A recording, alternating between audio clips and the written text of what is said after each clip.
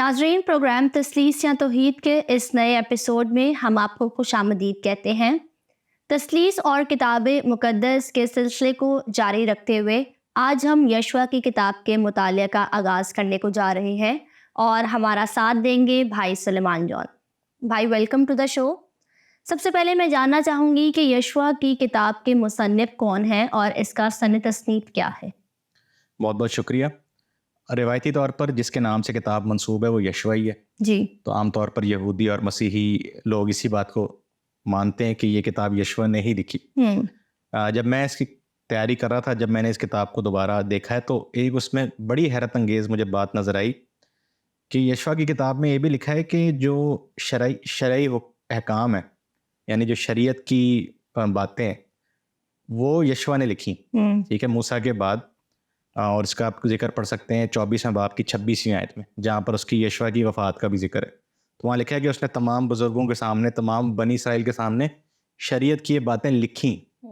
تو یشوع بطور مصنف ہمیں نظر آتا ہے، صرف اس کتاب کا نہیں بلکہ ایسا لگتا ہے کہ شریعت کی جو کتاب تھی، اور اس کا ہم نے پچھلی دفعہ ذکر بھی کیا تھا کہ جہاں موسیٰ کی وفات کا ذکر آتا ہے، ہاں جی، تو وہاں سے لے کر پھر یشوع کی وفات کا جہاں تک ذکر ہے تو روایتی طور پر ہم اس کو یشوع سے ہی جوڑتے ہیں، ٹھیک ہے۔ اور اس کا کہیں نہ کہیں اس کا ذکر ہے، ٹیکسٹ کے اندر اس کا ذکر ہے کہ وہ لکھتا تھا۔ اب وہ کس طرح لکھتا تھا، کیا تھا، وہ اس کی تفصیل ہمیں نہیں ملتی، لیکن روایتی طور پر جو ہے یشوع ہی اس کا مصنف مانا جاتا ہے۔ اور پھر اسی کے حساب سے جو روایتی اس کی سن تصنیف ہے وہ یہی ہے کہ تقریباً 1400 کاف میم، ٹھیک ہے، یا 1200 کاف میم، جو بھی جناب موسیٰ جی جو جناب موسیٰ کا دور تھا اس کے فوراً بعد یشوع نے قیادت سنبھالی بنی اسرائیل کی، اور 30 سال تقریباً اس کی جو قیادت کا ٹائم تھا، اس سے پہلے موسیٰ کے ساتھ شاگردی یا خدمت تھی، اور اس کے بعد تقریباً 30 سال اس نے بنی اسرائیل کی قیادت کی ہے۔ تو یہ 30 سال کا جو دور تھا یہ اس کا احاطہ کرتی ہے یشوع کی کتاب۔ تو روایتی طور پر اس کی سن تصنیف بھی یہی ہے، 1400 کاف میم یا 1200 کاف میم، اور اس کا لکھنے والا پھر یشوع خود ہے۔ ٹھیک ہے۔ اچھا، تو اس کا تاریخی پس منظر کیا ہے؟ تاریخی پس منظر اس کے دو ہیں۔ ایک وہ ہے جو ہمیں کتاب کے صفحوں کے اوپر ملتا ہے، جو میں نے ابھی ذکر کیا، جو ہمارا روایتی پس منظر ہے یا جس طرح سے اس کو بائبل کے اندر رکھا گیا، اور اس کا جو ایک طرح سے آپ سمجھ لیں کہ اس کی لڑی یہی ہے کہ خدا نے سب سے پہلے دنیا بنائی تھی، کہ اس کے بعد اس نے اپنے بندے ابراہیم کو چنا، پھر اس کی اولاد کو کثرت بخشی، پھر وہ اولاد غلامی میں گئی مصر میں یعنی بنی اسرائیل، اور اس کے بعد موسیٰ کے ذریعے ان کو وہاں سے چھڑایا خدا نے، اور پھر 40 سال ان کو بیابان میں گزرنا تھا، اور 40 سال کے بعد پھر ان کو اردن کو پار کر کے، یا یردن جسے بائبل کہتی ہے، یردن پار کر کے انہوں نے معودہ ملک یعنی کنعان کی سرزمین پر قبضہ کرنا یا اس کو فتح کرنا۔ تو یہ وہ دور ہے، اب وہ دور آیا ہے یشوع کی کتاب میں کہ موسیٰ کا دور ختم ہوا ہے، وہ وفات پا گیا ہے بیابان کے اندر ہی، اور جو دوسری نسل تھی اسرائیلیوں کی جو مصر سے آزاد ہوئے تھے، ان کو لے کر یشوع اپنی قیادت میں جاتا ہے اور پھر اس ملک پر قبضہ کرتا ہے جس کا خدا نے ان کو وعدہ کیا تھا، اور کنعان کی سرزمین پھر وہ اسرائیل کی سرزمین بن جاتی، ٹھیک ہے۔ یہ اس کا جو ہم پڑھتے ہیں یہ اس کا تاریخی پہلو ہے۔ اب علماء کے نزدیک اس کتاب کی جو آپ سمجھ لیں کہ جو لکھائی ہے یا جس وقت کو یہ اپنی آخری اس میں پہنچی ہے، آخری شکل میں پہنچی ہے، تو وہ تعین نہیں کر پاتے، ٹھیک ہے۔ اب ایک تو اس کی یہ بات ہے کہ جب یہ یشوع تھا جس زمانے میں، یا یشوع کے فوراً بعد یہ کتاب لکھی گئی، کیونکہ 24ویں باب میں یہ بھی لکھا ہے کہ یشوع نے جو جو کیا تھا وہ بزرگوں کو یاد تھا، یہ لکھا ہے وہاں پہ، ٹھیک ہے۔ تو ایک اس کی جو میموری ہے یشوع کے زمانے کی، ان جنگوں کی، اور یشوع کی اپنی قیادت کی جو یادداشت تھی ان کی، وہ نسل در نسل یا سینہ بسینہ چل رہی تھی۔ کچھ علماء کا یہ بھی کہنا ہے کہ بے شک اس میں جو واقعات درج ہوئے ہیں یہ یشوع کے زمانے کی ہی ہیں، لیکن اس کتاب کو جو ترتیب دی گئی ہے وہ آگے کے زمانے میں۔ کچھ لوگ کہتے ہیں کہ یہ 8ویں صدی میں، 8ویں صدی کاف میم میں، جب پہلی دفعہ اسور اور اسرائیل کا سامنا ہوا تھا، اور بغیر کسی جنگ کے اسرائیل اس کے سامنے ڈھیر ہو گیا تھا، ٹھیک ہے۔ اور جو 10 قبیلے ہیں ناردن، شمالی جو قبیلے ہیں، وہ برباد ہو گئے تھے، ٹھیک ہے۔ کہا جاتا ہے کہ یہ اس زمانے میں یوسیہ بادشاہ کے زمانے میں اس کتاب کو ترتیب دی گئی ہے تاکہ بنی اسرائیل کو جو دشمن آ رہا ہے اسور، اس کے خلاف ایک دلیری دی جائے، کیونکہ یشوع کی کتاب میں ہم یہ پڑھتے ہیں کہ وہ جو لوگ تھے وہاں پر وہ بنی اسرائیل سے زیادہ طاقتور قد میں بھی، ٹھیک ہے، ان کے پاس وسائل، ان کے پاس جو جنگی ہتھیار تھے وہ بنی اسرائیل سے زیادہ بھی تھے اور ایڈوانس بھی تھے۔ لیکن بنی اسرائیل ایک چھوٹی قوم آتی ہے اور ان سب کو تباہ کر کے اس جگہ پر وہ جنگ جیت جاتی ہے. ٹھیک ہے, تو یہ موٹیویشن دینے کے لیے کہ کیونکہ اسور جو ہے وہ بالکل سر پہ کھڑا ہے, ایک دشمن سر پہ, تو اس زمانے میں اس کتاب کو ترتیب دیا گیا تاکہ اسرائیل کے اندر ایک بار پھر ایک قومی جذبہ جگایا جائے اور ان کو جنگ کے لیے تیار کیا جائے. اور اسی کو آگے بڑھا کے کچھ اور علماء یہ کہتے ہیں کہ نہیں, یہ اس دور کی بھی نہیں ہے, بلکہ یہ کہ جب یہ اسیری سے واپس آئے ہیں بنی اسرائیل, یعنی 6 صدی کافمیم میں, تو جب یہ دوبارہ آئے ہیں اور جب ان کا ملک بالکل تباہ ہو چکا ہے, شمالی جنوبی سارے قبیلے, اور اب اثر نو یہ ایک یہودا کا قبیلہ بچا ہے جو اس کے جو اپنے ملک کو اور اپنی سرزمین کو واپس تعمیر کر رہے ہیں, تو ان کو یہ دیا گیا ہے کہ دیکھو یہ تمہارے باپ دادا نے لڑ کے خداوند کی مدد سے یہ جگہ کو حاصل کیا تھا اور اب تم پر ہے کہ تم اس کو دوبارہ سے بناؤ. ٹھیک ہے, تو یہ اس کا تاریخی پس منظر ہے. آپ اس کو اگر یشوع کے زمانے کے حساب سے پڑھیں تب بھی اس میں آپ کو ایک تسلسل نظر آتا ہے, لیکن اگر آپ آگے کے جو دور میں آپ کو بتا رہا ہوں اس کے حساب سے پڑھیں تو آپ کو زیادہ اس میں معنویت نظر آتی ہے, کیونکہ کہیں نہ کہیں ایسا لگتا ہے کہ اس کو بعد میں ترتیب دیا گیا ہے موجودہ جو اسرائیل کے جب بھی حالات تھے 8ویں صدی میں یا 6 صدی میں اس کے حساب سے. ٹھیک ہے, تو یہ ایک طرح کی آپ سمجھ لیں کہ غزوے کی تاریخ ہے, military history of Israel, to motivate, یعنی ان کو اس کے لیے اکسایا جائے یا ان میں جذبہ و جذبہ ابارا جائے کہ جب دشمن اب تمہارے سامنے آ رہے ہیں, بابل اور اسور جو اس زمانے کی بہت بڑی قومیں طاقتور قومیں تھیں بہت زیادہ, ان سے لڑنے کے لیے وہ تیار ہو سکے, لیکن وہ ہو نہیں سکا. اور اس سے بھی دیکھیں اب یہ پھر آپ کی بات تاریخی والی جو بات ہے نا وہ یہاں سے بھی آتی ہے کہ اگر بنی اسرائیل قوم جب کچھ بھی نہیں تھے, جب غلامی سے نکلے, نہ ان کی کوئی تربیت ہوئی ہے فوجی طریقوں کے اندر, نہ جنگ کی کوئی ٹریننگ ہے, تب انہوں نے ہرا دیا سب کو. اب یہ کیسے ہو سکتا ہے کہ جب بادشاہی دور ہے, جب ان کی اپنی ایک فوج ہے جو سلیمان نے بنائی, تب وہ ہار گئے ان قوموں سے. ٹھیک ہے, تو یہ تھوڑا سا آپ کو سمجھنے میں آسانی ہوتی ہے جب آپ تاریخی پرسپیکٹو سے اس کو دیکھتے ہیں. اچھا, بے شک جو ہے وہ یشوع کی کتاب بڑی اہمیت کی حامل ہے, کیونکہ اس میں بہت سارے ایسے واقعات ہیں جو اسرائیل کی نگاہ سے دیکھا جائے تو بہت امپورٹنٹ ہے, کیونکہ ساری الاٹمنٹس وغیرہ ہم دیکھتے ہیں, پھر دوسرے ملک میں ملک موعودہ میں آنا, ساری چیزیں اس کی تفصیل اس میں موجود ہے. تو یشوع کی کتاب جو ہے تاریخی اس کی حیثیت کیا ہے, کس لحاظ سے وہ کیا قدر رکھتی ہے؟ تو ایک تو جیسے میں نے ابھی ذکر کیا اس کا تاریخی پس منظر ہے. تاریخی حیثیت کا سوال اس طرح سے اٹھتا ہے کہ اب جو ان واقعات کا ذکر ہے اس کتاب کے اندر, خاص طور میں جو جنگ کے واقعات ہیں, کیونکہ یشوع کی کتاب جو ہے نا وہ عام طور پر عام فہم میں لفظ استعمال کروں تو یہ غزوے کی تاریخ, جسے مغازی کہا جاتا ہے. مغازی یعنی کسی بھی قوم کی جو جنگی تاریخ ہوتی ہے نا, یہ وہ ہے. اچھا, اس کو بائبل میں شامل کیا گیا ہے. اس کا ایک ملتا جلتا مثال ہمیں ملتی ہے دین اسلام میں, کہ وہاں ہم دیکھتے ہیں کہ ایک کتاب الہامی قرآن شریف, ٹھیک ہے, تو اس کے ساتھ اور بہت ساری کتابیں, ٹھیک ہے, لیکن ایک کتاب ہوتی ہے مغازی یا کتابیں ہوتی ہیں وہ غزوے کی تاریخ, جو ابتدائی دور میں جو مسلمانوں کی جنگیں تھیں, ٹھیک ہے, اسی طرح کی, تو ان کی تاریخ ہے. ٹھیک ہے, لیکن اس کو وہ الہامی یا کتاب قرآن کے ساتھ نہیں ملاتے, لیکن بائبل کے اندر یہ جو تواریخ کی کتابیں ہیں نا جن میں تاریخ آئی ہے, ان کو بھی مسیحی اور یہودی لوگ الہامی ہی مانتے ہیں. ٹھیک ہے, تو جو آیات آئی ہیں ان کا جو پس منظر ہے یا جو واقعات ہیں ان کا جو پس منظر ہے, اس پس منظر سمیت یہ کتابیں بائبل میں موجود ہیں. ٹھیک ہے, تو اس کو ہم ہمارے الہام کے اس کے اندر یہ آتی ہے. ٹھیک ہے, تو اس لیے یشوع کی کتاب کو بھی بائبل کے اندر ڈالا گیا, نہ کہ الگ سے رکھا گیا. اور استثنا کی کتاب سے شروع ہو کر پھر یشوع اور پھر تواریخ اور اس کے بعد یہ تواریخ کی جو کتابیں, یہ ان کو پھر بائبل میں ہسٹری کی کتابیں یا تواریخ کی کتابیں کہا جاتا ہے, کہ جب سے وہ معاہدہ ملک میں گئے اور اس کے بعد اسیری تک, یعنی یہ جو ان کی تاریخ ہے اس کا احاطہ کرتی ہیں یہ ساری کتابیں. ٹھیک ہے, تو اس لحاظ سے تو اس کی ایک تاریخی حیثیت ہے یا تاریخی اس کی ایک سمجھ لیں قدر ہے کہ یہ ہمیں ان واقعات کے بارے میں بتاتی ہے کہ جو بنی اسرائیل کے مختلف ادوار میں پیش آئے. تو یہ بالکل شروع کے واقعات ہیں کہ جب ابھی انہوں نے شروع کیے تھے اپنے غزوے, اپنی جنگیں جو انہوں نے شروع کی تھی. اب اس کے اندر سوال جو پیدا ہوتا ہے نا وہ یہ ہے کہ کیونکہ اب یہ خونی تاریخ ہے, یعنی کچھ جگہ تو ایسے بھی لکھا ہے کہ انہوں نے بالکل نیست و نابود کر دیا, انہوں نے عورتوں, بچوں کو, جانوروں کو, سب کو مار دیا, بالکل ایک طرح سے صفایا کر دیا زمین کے اوپر سے اپنے دشمنوں کا. ٹھیک ہے, تو اب اس پہ سوال آتا ہے کہ کیا, اور یہاں یہ بھی لکھا ہے کہ خدا کے حکم سے انہوں نے یہ کیا, بلکہ خدا ان کے ساتھ تھا. یہ ہم آگے دیکھیں گے, خدا بھی ان کے ساتھ تھا, خدا خود بھی لڑائی میں اتر آتا تھا فرشتے کی صورت میں یا سپہ سالار کی صورت کے اندر. تو اب یہ سوال آتا ہے کہ اب یہ جو خدا کا ایک نظریہ ہے یا خدا کا ایک تصور ہے جنگجو یا اشتعال پسند یا وائلنس جسے ہم کہتے ہیں، تو وائلنٹ گاڈ جو ہے اور اس کی وائلنٹ قوم، اس پہ پھر یہ ہسٹوریکل سوال اٹھتا ہے کہ کیا واقعی میں خدا نے ایسا کہا ہے. ٹھیک ہے، تو اس میں پھر آپ اس بات کی تقسیم کر سکتے ہیں کہ شاید ایسا نہ ہو.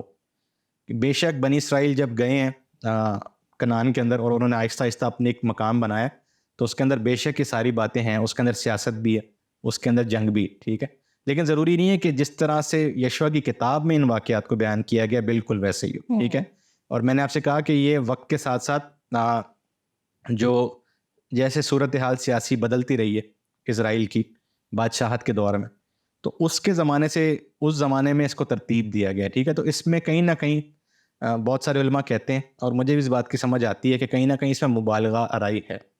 کیونکہ ملٹری ہسٹری جتنی بھی ہوتی ہے نا، صرف بائبل کی میں بات نہیں کر رہا، جتنی بھی قومیں اپنی جنگ کے واقعات بتاتی ہیں نا، تو اس میں وہ بہت بڑا چڑھا کے بتاتی ہیں. ٹھیک ہے، تاریخ اسی طرح لکھی جاتی ہے، تو اس میں مبالغہ آرائی ضرور موجود ہوتی ہے.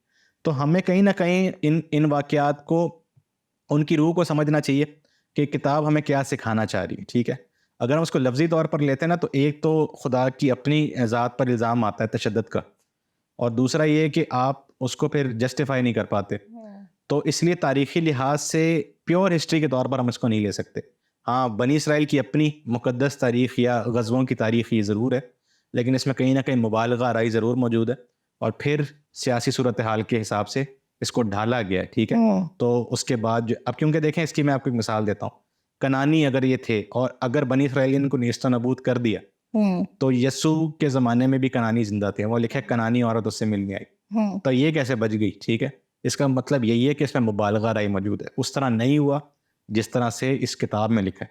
صرف اس کتاب کا مقصد یہی ہے کہ ایک طرح کا پروپیگنڈا یا ملٹری کو ابھارنے کے لیے یا جنگی مردوں کو ابھارنے کے لیے اس کتاب کو استعمال کیا جائے. اور یہ آج بھی ہو رہا ہے. بائی دی وے، آج بھی جو موجودہ اسرائیل ہے وہ اس کو کتاب کو یہی سمجھتی ہے کہ یہ اس پہ ہمارا کلیم ہے، اور اگر اس کے لیے ہمیں زور آزمائی بھی کرنی پڑے تو ہم کریں گے.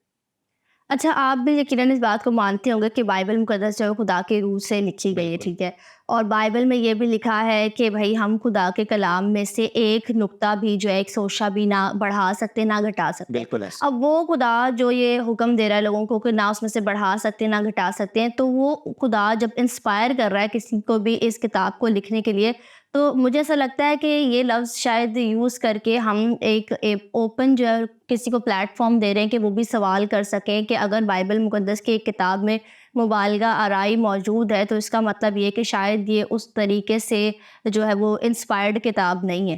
تو اس کو پھر آپ کے اس جواب کو پھر اس سوال کے ساتھ کیسے جسٹیفیکیشن ملے گی؟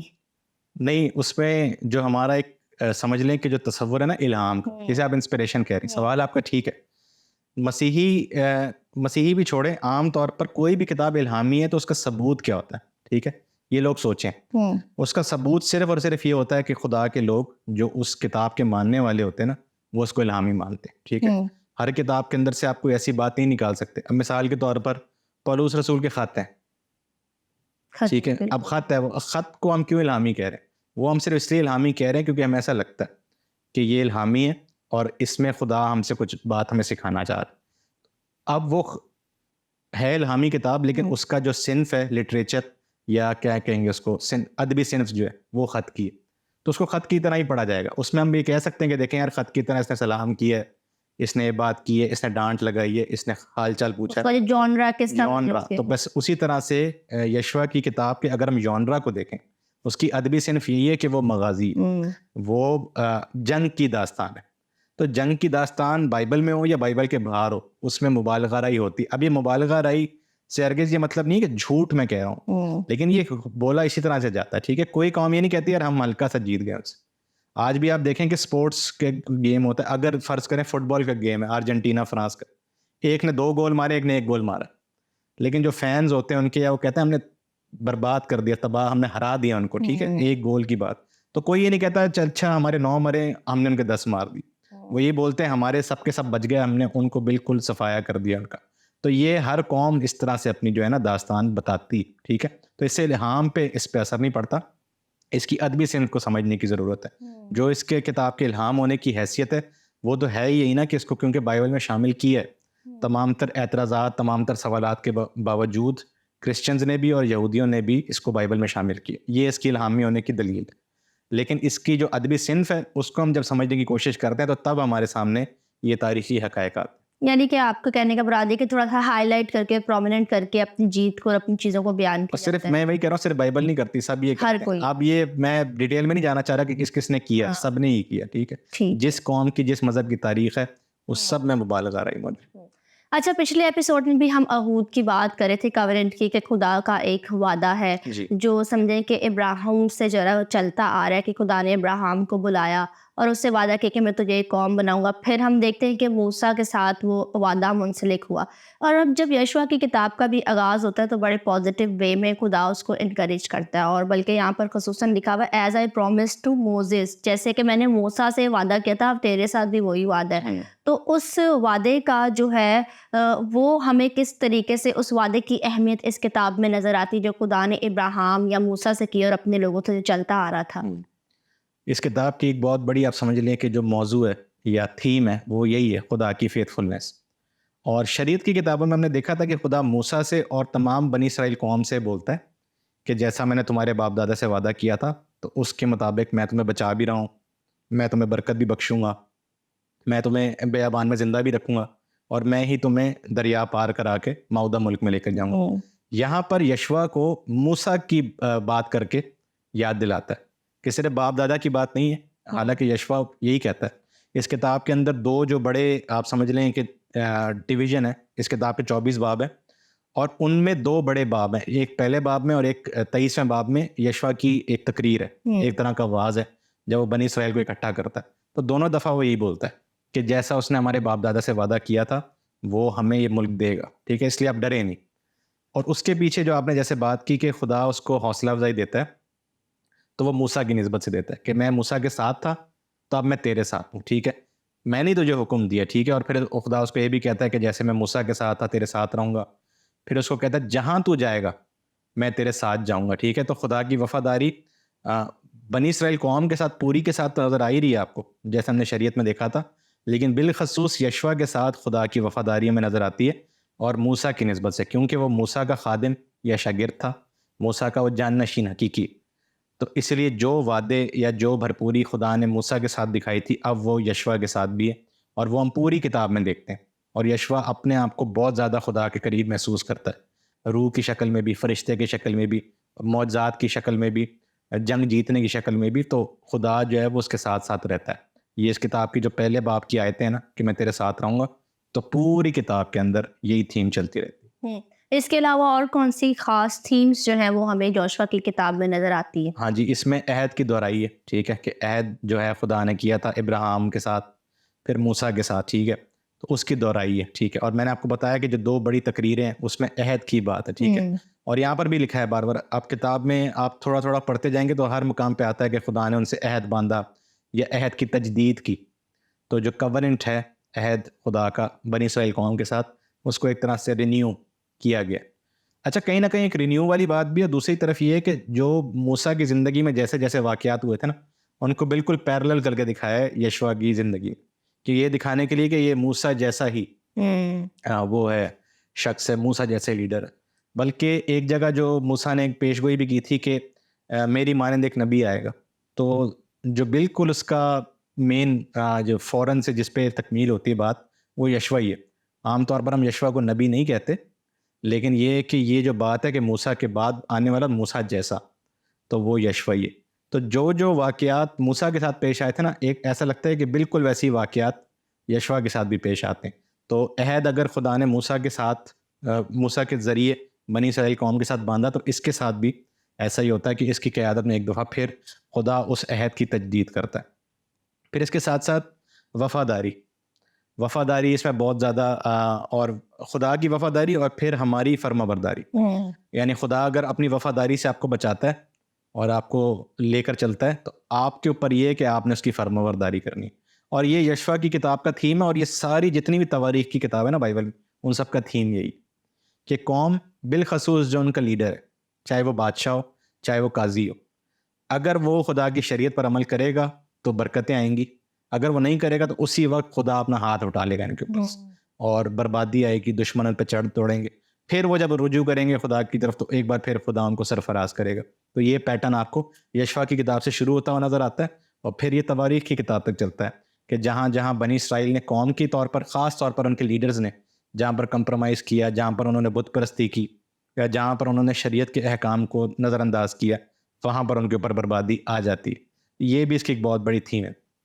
قیادت میں نے خاص طور پر آپ کو بتایا موسیٰ کی مانند بالکل ایسا ہی ہے. اب آپ یہ دیکھیں نا کہ سارے واقعات ویسے ہیں. اگر موسیٰ کی قیادت میں وہ لوگ سمندر پار جاتے ہیں, اس میں دریا کے پار وہ گزرتے ہیں. یشوا کی قیادت میں اردن کے دریا کے پار, یہ دوسرے باب میں اس کا ذکر ہے کہ وہ جہاں سے ایک اوپر سے وہ آ رہی ہوتی جھرنا, ایک اس طرف سے آ رہا ہوتا ہے تو وہ رک جاتے ہیں, اور بیچ میں سوکھی جگہ بن جاتی ہے, اور اس کے پار وہ جاتے ہیں, یردن کو پار کرتے ہیں. ایک طرح کا آپ یہ سمجھ لیں کہ پیرلل ہے موسیٰ کے ساتھ. پھر یہ کہ موسیٰ جو ہے وہ عہد لکھتا ہے, اور جو احکام ہے خدا کے وہ لکھتا ہے پتھروں کے اوپر. وہی کام یشوا بھی کرتا ہے, جو میں نے حوالہ دیا آپ کو 24ویں باب کی 26ویں آیت, کہ وہ بھی کرتا ہے. ٹھیک ہے, تو موسیٰ کے ساتھ, اور اس کا شاید دکھانے کا یہ مطلب ہے کہ قیادت جو ہے وہ کبھی بھی خدا ہمیشہ اپنے قوم کے لیے لیڈر چنتا ہے. ٹھیک ہے, اور لیڈر کے اس سے ان کو خالی نہیں رکھتا. ٹھیک ہے, بے ہدایت یا بے قیادت خدا اپنے لوگوں کو نہیں چھوڑتا کسی بھی دور. ایک اور اس کی بڑی تھیم ہے آرام. پہلے باب سے ہی بار بار وہ یشوا کہتا ہے اپنی قوم کو کہ خدا تمہیں پہلے فتح بخشے گا اور پھر تمہیں آرام بخشے گا. یعنی تمہارا بیابان کا دور, جو تمہاری دشت کا دور ہے, تمہاری غلامی کا دور ختم ہوا ہے. تم جاؤ گے, تم فتح حاصل کرو گے, اور خدا تمہیں اور تمہارے بھائیوں کو آرام دے گا. ٹھیک ہے, تو آرام جو ہے خاص طور پر بائبل میں ایک بہت بڑی تھیم ہے, اور یہ یشوا کی کتاب میں اس کو بار بار اس کو اجاگر کیا گیا.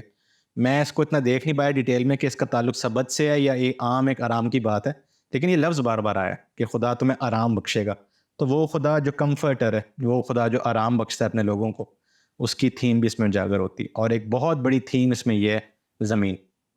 ٹھیک ہے, اور جو آج بھی ایک بہت بڑا ایک سمجھ لیں چیلنج ہے دنیا کی سیاست کے اندر اور ورلڈ پیس کے اندر, کہ زمین, خدا نے ان کو ایک زمین دی یہ اس کتاب کے مطابق, اور انہوں نے جنگ کر کے فتح کر کے اس کو حاصل کیا. ٹھیک ہے, تو اس میں پھر اس کی زمین کی تقسیم ہوئی ہے قبیلوں کے حساب سے. خاص طور پر جو روبن, منسی اور جد کے قبیلے ہیں, تو ان کی فیور میں زیادہ, اور باقی لاویوں کا الگ ایک ایریا تھا.